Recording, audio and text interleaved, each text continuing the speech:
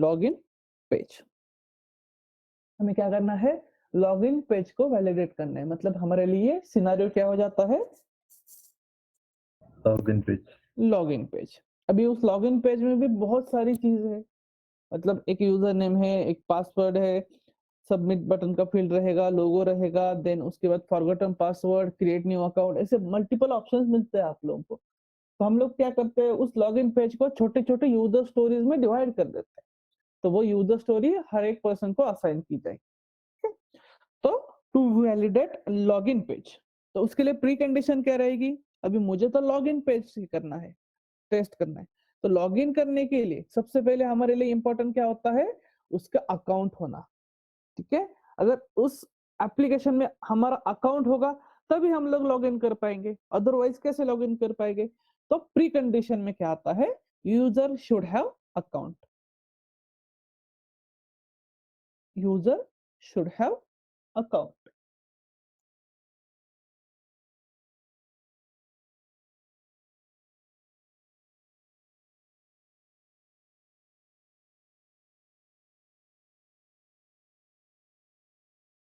तो आप लोगों को अभी ये कॉलम्स लिख के लेना है, एग्जैक्टली फॉर्मेट में कौन से यूज करने हैं हम लोग।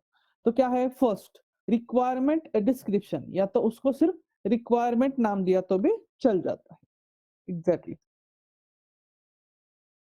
ओके, उसके हिसाब से फर्स्ट कॉलम है रिक्वायरमेंट। देन नेक्स्ट कॉलम का नाम क्या है, पहले अंडरस्टैंड करके लिख लो, मतलब पहले अंडरस्टैंड करके ले लो, बाद में हम लोग लिख लेंगे उसको।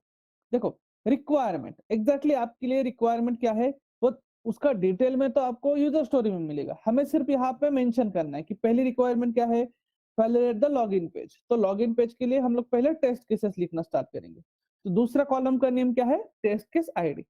जो टेस्ट केसेस रहते हैं उसको स्पेसिफिक आईडी देना पड़ता है, यूनिक आईडी। मतलब ऐसा नहीं होना चाहिए कि अगर हमने एक ही आईडी दो तीन टेस्ट केस के लिए यूज किया तो वो गलत बात है। हर एक टेस्ट केस को यूनिक आईडी होना चाहिए। तो यहाँ पे कैसे यूज किया है, फॉर एग्जाम्पल TS_001। बट ये ऐसा नहीं, ऑर्गेनाइजेशन लेवल पे वो डिपेंड करता है स्पेसिफिक प्रोजेक्ट के उस मॉडल के ऊपर। मतलब जैसे मैंने उस दिन आप लोगों को दिखाया था एक मेरा ऑर्गेनाइजेशन लेवल का, तो उसके टेस्ट केस को आईडी अलग था, उस प्रोजेक्ट के नाम से रहता है, प्रोजेक्ट का नाम अंडरस्कोर उस फंक्शनलिटी का नंबर एंड अंडरस्कोर देन उसके टेस्ट केसेस, ऐसा रहता है। तो ये टेस्ट केस आईडी एक जनरल हम लोगों ने कंसिडर किया है TS_001। ये ऑर्गेनाइजेशन टू ऑर्गेनाइजेशन वेरी होता रहेगा एंड आपको उस ऑर्गेनाइजेशन में जाने के बाद ही पता चलेगा कि टेस्ट केस को आईडी को आप लोग कैसे मेंटेन करोगे। मतलब नंबरिंग तो रहता है लेकिन उससे पहले वाला जो नाम, नंबर से पहले वाला नाम, ये प्रोजेक्ट एंड मॉडल के ऊपर डिपेंड करता है। नेक्स्ट पार्ट है टेस्ट केस। ये जो टेस्ट केस है हमें यहाँ पे थ्योरेटिकली लिखनी है, आगे बताऊंगा, don't worry. Then next column है स्टेप्स। ये कॉलम के नाम लिख के ले लो अपने इसमें, ठीक है।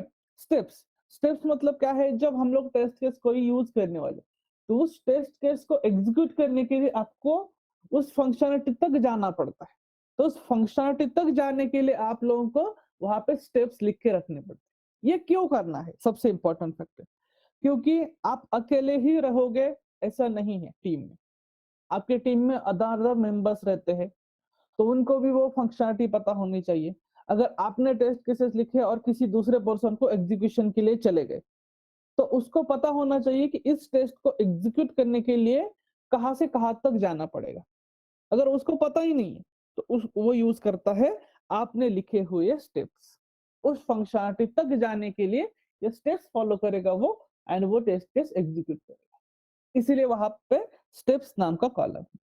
देन उसके बाद पास और फेल क्राइटेरिया लिखा है। मतलब सिंपल थिंग है कि आप जब टेस्टिंग करोगे, ये कॉलम कब फिल करना है हमें, जब एक्चुअल में आप लोग टेस्टिंग करते हो। तो यहाँ पे अगर वो टेस्ट केस जैसे लिखी है, फॉर एग्जांपल क्या टेस्ट केस लिखी है कि to verify that URL of login page is working properly और नॉट। जो यूआरएल है लॉगिन पेज वो प्रॉपरली वर्क हो रही है या नहीं। फिर हम लोग क्या करेंगे, जब टेस्टिंग करेंगे उस यूआरएल को हिट करेंगे, एंटर करेंगे। यूआरएल को एंटर करने के बाद अगर वो प्रॉपरली ब्राउजर पे ओपन होता है तो पास हो जाएगा। लॉगिन पेज जो है वो प्रॉपरली ओपन होता है हिट हो जाता है तो वो टेस्ट केस पास हो जाएगी, अगर नहीं होता है तो यहाँ पे वो फेल हो जाता है। तो यहाँ पे हमें टेस्टिंग के समय पास और फेल लिखना पड़ता है। जब टेस्ट केस फेल हो जाती, इतना याद रखना, टेस्ट केस फेल हो जाती मतलब expected result and actual result, ये दो चीजें मैच नहीं हो रही है। क्या हो रहा है? Expected result and actual result match नहीं हो रहा है, तो वहां पे क्या हो जाएगा? डिफेक्ट हो जाता है। आपकी टेस्ट केस भी फेल हो गई, प्लस आपके लिए मिल गया डिफेक्ट। इतना याद रखो अच्छी तरह से। तो वो एक्सपेक्टेड रिजल्ट वाला कॉलम आपको रखना पड़ता है। उस एक्सपेक्टेड रिजल्ट क्या रहेगा, वो रिक्वायरमेंट में रहता है कि इसका रिजल्ट क्या आना चाहिए। एंड एक्चुअल रिजल्ट कब आएगा? जब आप लोग उसकी टेस्टिंग करोगे। तो ये पास fail criteria and actual result, ये दोनों भी कॉलम आपको टेस्टिंग के बाद ही फिल करने पड़ते हैं। एक्सपेक्टेड रिजल्ट वाला कॉलम आप पहले से फिल करके रख सकते हो, क्योंकि वो रिक्वायरमेंट में मेंशन रहता है। देन उसके बाद कुछ कमेंट्स, अगर आपको टेस्टिंग करते समय कुछ कमेंट्स डालने हैं यहाँ पे, कुछ मतलब इंपॉर्टेंट टॉपिक से जो यहाँ पे मेंशन करके रखने हैं, आप रख सकते हो। देन उसके बाद टेस्ट डेटा, तो टेस्ट डेटा मतलब आपने कुछ इनपुट डेटा यूज किया है क्या इनपुट देने के लिए, मतलब यूजर नेम कुछ यूज किए होंगे, पासवर्ड कुछ यूज किया होगा, तो एक्सेट्रा थिंग्स, तो यहाँ पे वो टेस्ट डेटा भी इस कॉलम्स में मेंशन करके रखना पड़ता है। देन अगर actual result and expected result match नहीं हुआ है, मतलब यहाँ पे डिफेक्ट है, तो वो डिफेक्ट एंड उसका यहाँ पे आईडी भी मेंशन करना पड़ता है। हम टूल में लॉक करते हैं वो डिफेक्ट एंड उसका आईडी यहाँ पे मेंशन कर देते हैं, एंड जो डिफेक्ट मिला है उसका स्क्रीनशॉट। ये रहते हैं स्पेसिफिक बेसिक लेवल पे कॉलम्स। तो कॉलम्स कौन से देख लो एक बार, कि requirement, then test case ID, test cases, steps, then pass fail criteria, expected result, actual result, comments, test data, defects and screenshot. ये सारी चीजें आप लोगों को प्रॉपरली फॉलो करनी पड़ती है, बाकी कुछ भी नहीं। ठीक है, तो उसके हिसाब से देखो, हमें अभी ये सारी चीजें देखनी है related to the login page.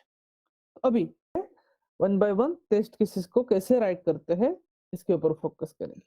आपके लिए अदर कॉलम्स अभी मैटर नहीं करते, अभी नहीं, बाद में भी मैटर नहीं करेंगे। हमारे लिए सिर्फ इंपॉर्टेंट फैक्टर रहेगा how to write the test cases. ये अदर रिक्वायरमेंट डिस्क्रिप्शन हमारे पास रिक्वायरमेंट में रहता है, टेस्ट केस आईडी कैसे फॉलो करना है, मतलब कहाँ से स्टार्ट करना है, वो भी आप लोगों को ऑर्गेनाइजेशन में मिल जाता है। स्टेप्स आप लोग जब स्पेसिफिक फंक्शनलिटी के साथ चलोगे तब आप स्टेप्स लिख पाओगे। देन पास फेल क्राइटेरिया या तो एक्सपेक्टेड रिजल्ट, एक्चुअल रिजल्ट, ये सारी चीजें बात की है, बाद में काम आएगी। मतलब जब आप टेस्टिंग करोगे उसके बाद ये सारे कमेंट्स वगैरह आप लोग वहां पे फिल करोगे। इंपॉर्टेंट है हमें सिर्फ अभी टेस्ट केसेस, तो टेस्ट केसेस लिख के रखने हैं। तो वो आप लोगों को कैसे, हर एक टेस्ट केस देखो, सिंपल सा फैक्टर है, थोड़ा सा जूम करके देखते हो। हर एक टेस्ट केस आप लोगों की स्टार्ट होनी चाहिए टू वेरीफाई दैट और टू चेक दैट, और नॉर्मल आप लोग यहाँ पे वेरीफाई दैट। हर एक टेस्ट केस मतलब जब भी आप लोग कोई फंक्शनलिटी के ऊपर टेस्ट केसेस लिखोगे, तब आप लोगों को उस टेस्ट केस को स्टार्ट करना है टू वेरीफाई दैट और टू चेक दैट और वेरीफाई दैट। इससे आप लोगों के सेंटेंस की स्टार्टिंग होनी चाहिए कि टेस्ट केसेस में हम लोग क्या कर रहे हैं, वेरीफाई, मतलब टेस्टिंग जब कर रहे हैं तब हम लोग क्या करते हैं, वेरीफाई करते हैं, वैलिडेट करते हैं। मतलब वेरिफिकेशन वैलिडेशन ये अलग पार्ट था आप लोगों का, लेकिन एक सेंटेंस का स्टार्टिंग बोल रहा हूँ कि उसको वेरीफाई करना है हमें कि सच में वो वर्किंग है या नहीं, वो चल रहा है या नहीं। तो हर एक टाइम पे हम लोग क्या कर रहे हैं, उसको वेरीफाई कर रहे हैं। तो स्पेसिफिक आप लोग सेंटेंस का स्टार्टिंग, मतलब मोस्ट ऑफ द ऑर्गेनाइजेशन में यही स्टार्ट होता है, टू वेरीफाई दैट और टू चेक दैट। हमें वो फंक्शनलिटी वेरीफाई करनी है, चेक करनी है कि दैट इज वर्किंग प्रॉपरली और नॉट। तो सेंटेंस का स्टार्टिंग इसी से होना चाहिए आप लोगों का। ठीक है, तो ये दो तीन जो ऑप्शन है उसमें से कोई भी ऑप्शन आप लोग पिकअप करो। तो हम लोग अभी स्टार्ट करते हैं टू वेरीफाई दैट से। ठीक है, तो अभी स्पेसिफिक आप लोगों का ये पार्ट है, आपको फंक्शनलिटी टेस्ट करनी है लॉगिन पेज की। तो लॉगिन पेज के ऊपर क्या क्या चीज है, लोगो है, यूजर नेम है, पासवर्ड है, फॉरगॉटन पासवर्ड है, सबमिट और लॉगिन बटन है, देन क्रिएट न्यू अकाउंट वाली लिंक है, प्राइवेसी पॉलिसी वाली है। इतनी सारी चीजें उस लॉगिन पेज के ऊपर है। ठीक है, तो आपको हर एक चीज के टेस्ट केसेस अलग अलग मेंटेन करने पड़ते हैं। मतलब लॉगिन पेज के लिए बेसिक टेस्ट केसेस क्या रहेंगे, देन लॉगिन पेज ओपन होने के बाद के टेस्ट केसेस क्या रहेंगे, उसमें क्या क्या फंक्शनलिटी है उसके टेस्ट केसेस आएंगे। तो फर्स्ट हमें लॉगिन पेज वैलिडेट करना है। फर्स्ट रिक्वायरमेंट क्या है, we have to validate the login page. तो लॉगिन पेज ओपन होने के लिए सबसे इंपॉर्टेंट आपके लिए क्या चाहिए, वो रहता है यूआरएल। ठीक है, लॉगिन पेज का यूआरएल। तो फर्स्ट टेस्ट केस आपकी कैसे रहेगी, to verify that URL of login page is working properly. Verify that URL of login page is working properly. Then next क्या आएगी, to verify that आप क्या क्या चेक करोगे बताओ आगे। अगर मैं आपको बोल देता हूँ लॉगिन पेज आपको चेक करना है,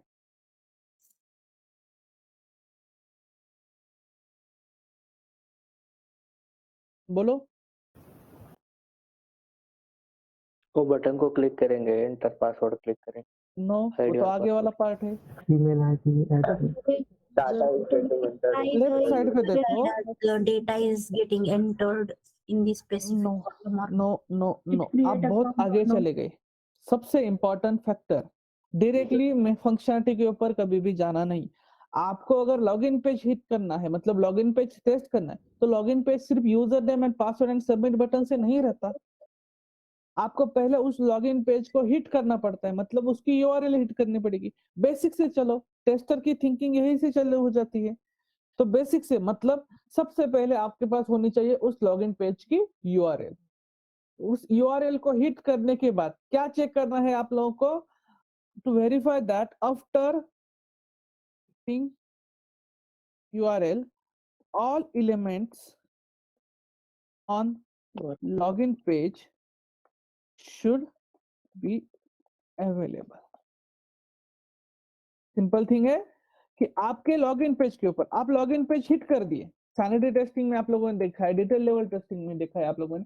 अगर आपने लॉगिन पेज हिट कर दिया एंड वो लॉगिन पेज हाफ ही ओपन हो चुका है, मतलब उसमें हाफ कंटेंट दिख रहे, हाफ कंटेंट नहीं दिख रहे, तो फंक्शनलिटी बराबर चलेगी क्या? नहीं। तो आपको ये भी चेक करना पड़ेगा, यस और नो? सिंपल फैक्टर है ना। तो सोचना आप लोगों को बेसिक लेवल से, हर एक स्टेप बेसिक से स्टार्ट होनी चाहिए। डायरेक्टली उसके ऊपर एक यूजर नेम है, पासवर्ड है, बात खत्म, ऐसे नहीं। आपको हर एक चीज, एक पेज दिया है तो उस पेज को हर एक तरीके से टेस्ट करना है। टेस्टर की थिंकिंग ही यही से स्टार्ट होती है। उसने छोटी से छोटी चीज उसको अच्छी तरह से रीड करनी है, या तो उसको अंडरस्टैंड करके उसके ऊपर काम करना है। तो पहले हम लोग क्या करेंगे, उसकी यूआरएल हिट करेंगे। यूआरएल हिट करने के बाद हम लोग चेक करेंगे उसके सारे कंटेंट्स, ऑल एलिमेंट्स उस पेज के ऊपर आ चुके हैं या नहीं।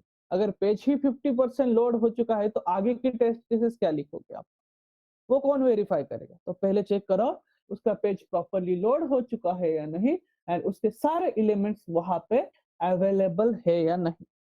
तो वो लोग हम लोग स्पेसिफिक टेस्ट केस में ये भी लिखेंगे। That's it. उसके बाद ये जो आप लोगों की यूआरएल है, हम लोग क्या करेंगे, to verify that URL of login page on different browsers, ये भी चेक करना पड़ेगा, राइट? आप लोगों को ब्राउजर की कंपेटिबिलिटी चेक करनी पड़ती है ना, पढ़ा है आप लोगों ने?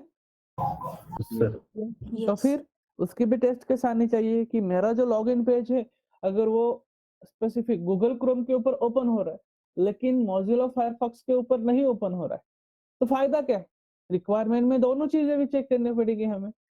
तो रिक्वायरमेंट में मेंशन है तो यहाँ पर टेस्ट केस में भी आना चाहिए कि हमारा लॉगिन पेज या तो एप्लीकेशन जो कुछ है वो अलग अलग ब्राउजर्स के ऊपर ओपन होना चाहिए। That's it. तो ऐसे बेसिक लेवल से आप लोगों को ये टेस्ट केसेस स्टार्ट करने पड़ते हैं। ठीक है, तो डिफरेंट ब्राउजर्स रिक्वायरमेंट में दिया होगा तो आपको ये लिखना ही पड़ता है कि हाँ इस ब्राउजर के ऊपर ओपन होना चाहिए, उस ब्राउजर के ऊपर ओपन होना चाहिए, या तो उस ब्राउजर के इस वर्जन पे चलना चाहिए, एक्सेट्रा थिंग्स। तो हर एक चीज आप लोगों को इन डिटेल में टेस्ट केसेस में लिखनी पड़ती है। ये पार्ट समझ में आ रहा है सब लोगों को? Yes sir. आकाश। जैसे कि एक फैक्टर इसमें ये भी आएगा ना, after loading that page all that likes का जो भी जीयूआई है, इमेज ब्लरीनेस जो हम चेक करते हैं, वही तो ना, हम लोग वही चेक करें कि after hitting the URL all elements on login page should be available, तो वो अवेलेबल होने चाहिए। तो जब हम लोग वो अवेलेबल है या नहीं चेक करेंगे, तब हमारा वो बेसिक लेवल का सैनिटी भी हो जाता है वहां पे। जैसे कि सिंपल थिंग है, उसके कलर, उसका स्पेसिफिक ब्लर, जो कुछ पेज है वो ब्लर नहीं होना चाहिए, या तो हाफ लोड ही नहीं होना चाहिए, एक्सेट्रा थिंग्स। तो वो सारी चीजें यहीं पे कवर अप हो रही है, और इसी स्टेप में कवर करना है हमें वो। कवर कर सकते हैं हम लोग। तो हम लोग आगे स्टेप्स में वहां पे वो सारी चीजें, या तो स्पेसिफिक कमेंट्स में वो सारी चीजें मेंशन कर देंगे कि हाँ, हमें इस सारी चीजें चेक करनी है कि जब ऑल एलिमेंट्स लोड हो जाएंगे, तब वो जिस जगह पे होने चाहिए उसी जगह पे होने चाहिए। उसका कलर एंड उसका ब्लर जो कुछ है, वो एलिमेंट्स ब्लर नहीं दिखने चाहिए। ये सारी चीजें प्रॉपर वहां पे हम लोग चेक करेंगे। ठीक है, ऐसे आप लोगों को टेस्ट केसेस को स्टार्ट करना है। कभी भी फंक्शनलिटी मिली है तो डायरेक्टली जो मेन चीजें दिख रही है, आप लोग पता है, हम लोग, हमारा माइंडसेट क्या है, हम लोग यूजर है, हमारा माइंडसेट क्या रहता है, लॉगिन पेज है, मुझे सिर्फ यूजर नेम डालना है, पासवर्ड डालना है, सबमिट बटन के ऊपर क्लिक कर। ये अपना माइंडसेट हुआ। अभी अपना माइंडसेट बाजू में रखो, आपका वो माइंडसेट आपको कभी भी अभी काम नहीं आने वाला। आपको टेस्ट करना है एज अ टेस्टर पर्सपेक्टिव, तो आपका माइंडसेट हर एक फंक्शनलिटी के ऊपर जाना चाहिए। तो फिर वो यूआरएल रहेगी, उसका कलर रहेगा, उसका साइज रहेगा, शेप रहेगा, ऑल एलिमेंट्स रहेंगे, देन उसके एलिमेंट्स का भी साइज शेप रहता है, उसका कलर रहता है। कहीं पे टेक्स्ट रहता है तो टेक्स्ट का जो फॉन्ट रहेगा वो फॉन्ट चेक करना पड़ता है, उस टेक्स्ट का कलर देखना पड़ता है एज पर द रिक्वायरमेंट, और टेक्स्ट का पोजीशन एग्जैक्ट स्क्रीन के ऊपर कहाँ है वो भी देखना पड़ता है। हर एक चीज, कोई आपको स्क्वायर बॉक्स मिलता है तो उसका बाउंड्री चेक करना पड़ेगा, देन उसका शेडिंग चेक करना पड़ता है। तो टेस्टर का काम उस स्पेसिफिक फंक्शनलिटी को पहले एनालाइज, सबसे इंपॉर्टेंट क्या रहता है, एनालाइज करो हर एक चीज को, उसके ऊपर सोचो कि एग्जैक्टली हम लोग क्या क्या चीजें इसमें चेक कर सकते हैं। वही तो मेन डिफरेंस है। अदरवाइज ये सारी चीजें बेसिक लेवल पे user name, password and submit button डाल के टेस्ट करने वाला डेवलपर भी कर सकता है। आप लोगों की जरूरत क्यों है organisation?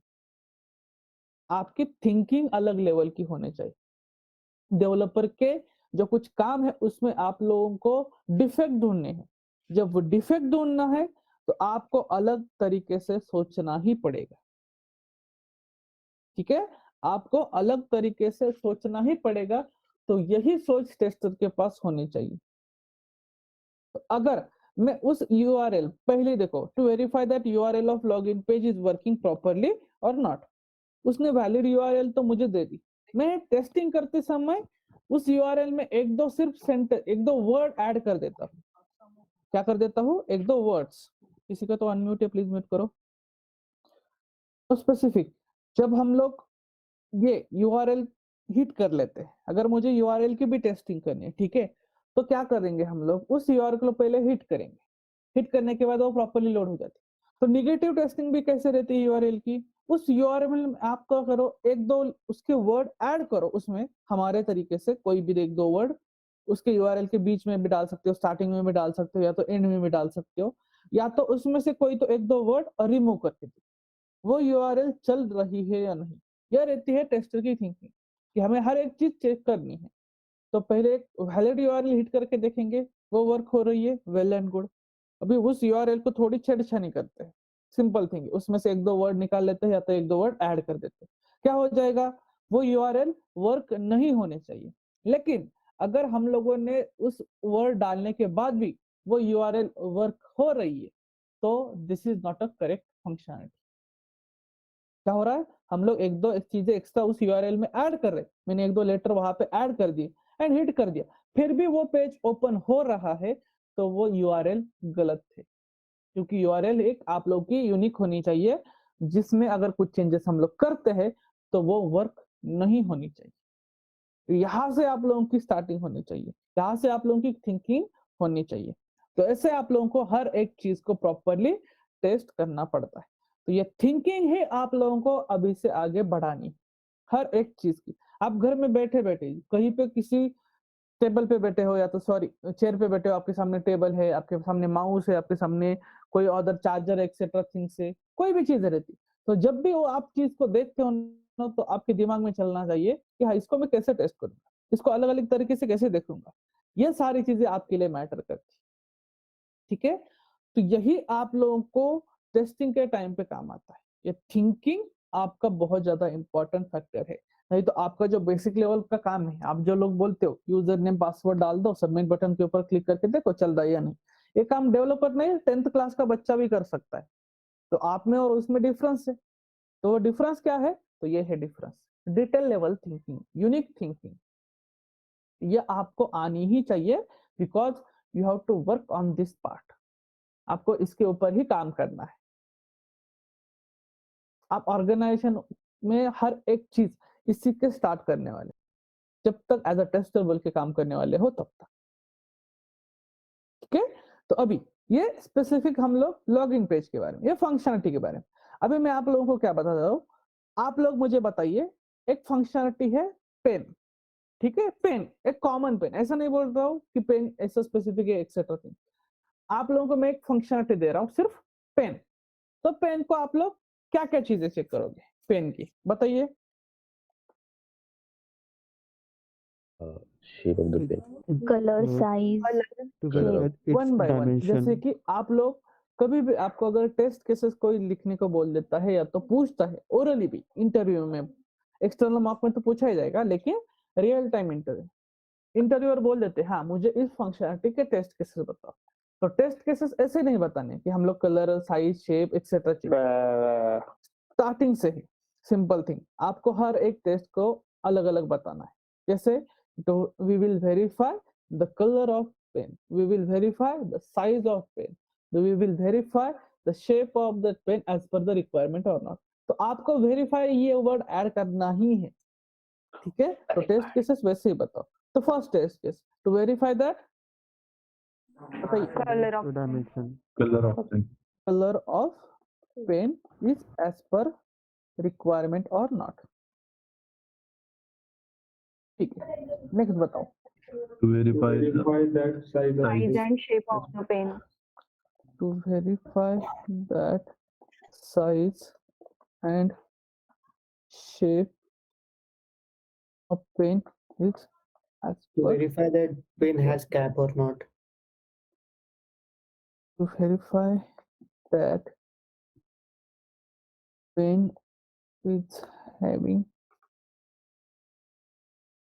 cap as per requirement. Okay, next. to verify The verify the type of thickness pen, whether it is of a ink. ballpoint pen or ink pen. Okay, the ink of pen as per requirement. Pen is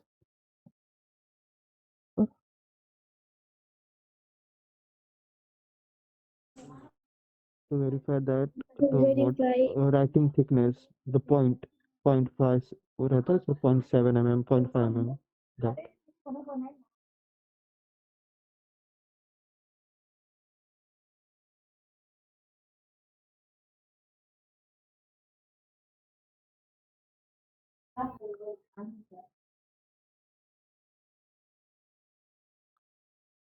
to verify that to verify whether pen can be filled or not.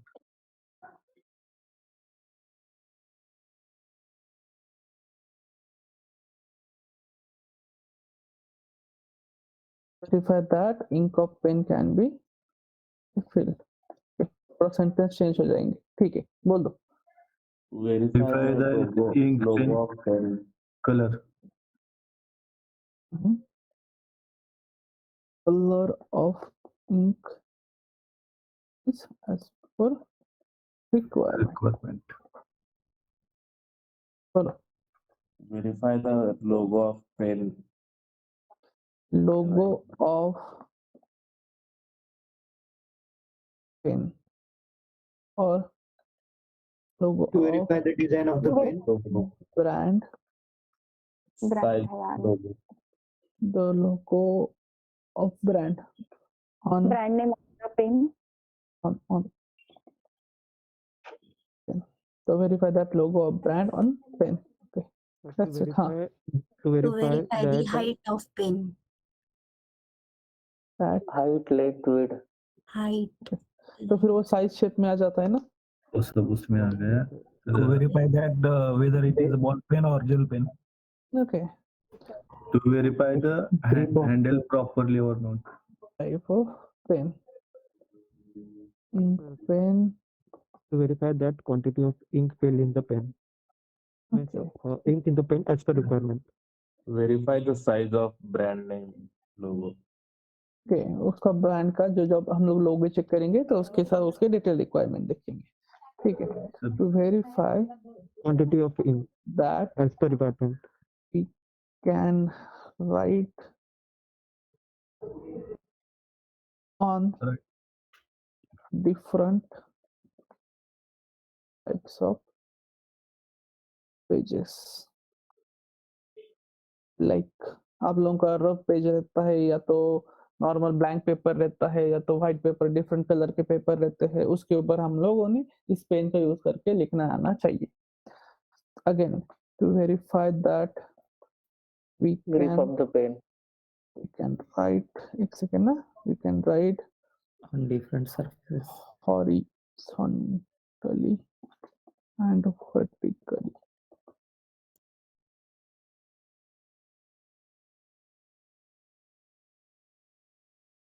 That's it.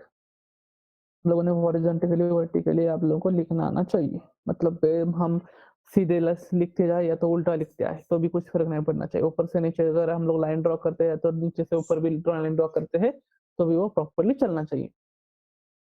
बोलो. Grip of the pen, hold your hand.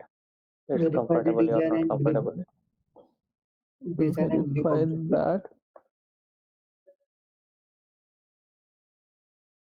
while writing. बोलो आगे. जब हम लोग लिखते हैं तब normally हमें ग्रिप पेन के लिए ग्रिप होनी चाहिए.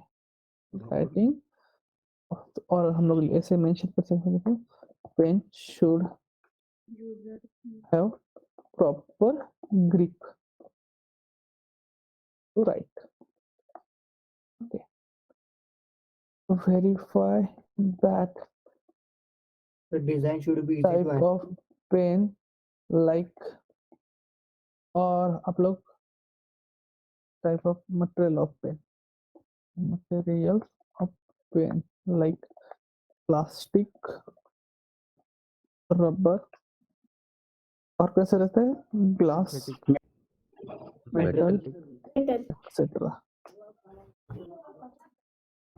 और अगर आप Verify the ऐसे data. टाइप करते बैठोगे, हाँ वही बताने अभी जा रहा हूँ. अभी हम लोगों ने स्पेसिफिक कितने 14 टेस्ट केसेस लिखे. किस चीज के? एक बेसिक पेन के. अभी तक आप लोगों ने अपने लाइफ में पेन बहुत बार यूज किया, बहुत मतलब बहुत बार यूज किया.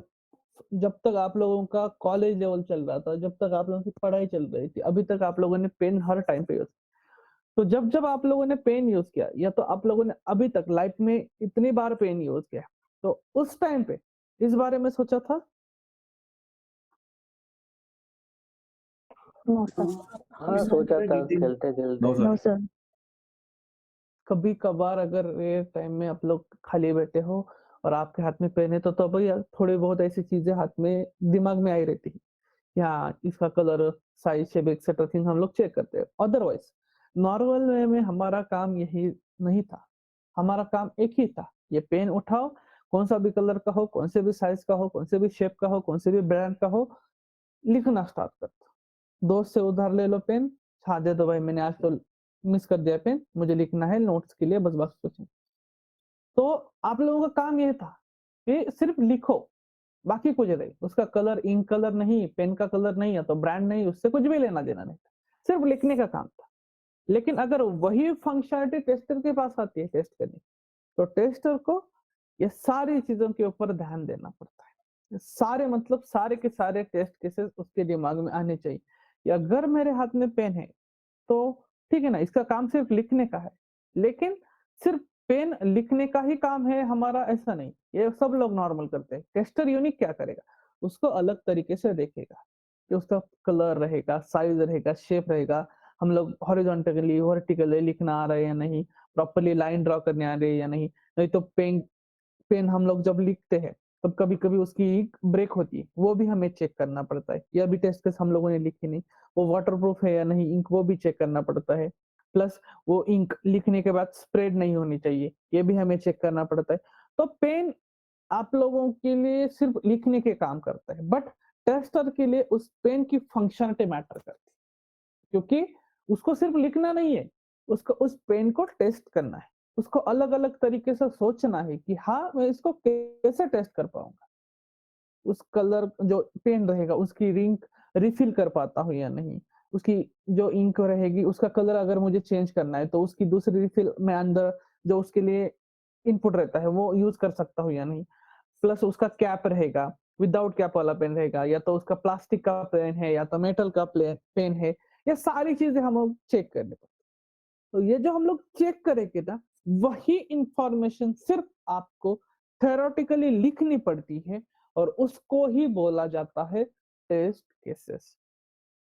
देखो आप लोगों को टेस्ट जो करना है, आप लोगों को जो सोचना है, वही सिर्फ थ्योरेटिकली लिख के रखो एक फॉर्मेट में, उसको ही बोला जाता है टेस्ट केसेस। तो जितना सोचोगे उस फंक्शनलिटी के बारे में, उतना यहाँ पे लिख के रखो, वो हो जाएंगे आपके लिए टेस्ट केसेस, नथिंग एल्स। बहुत सिंपल फैक्टर है, सिर्फ आपको सोचना है और सोचने के लिए अलग से दिमाग लगाने की भी जरूरत नहीं पड़ेगी आप लोगों को ज्यादा। क्यों?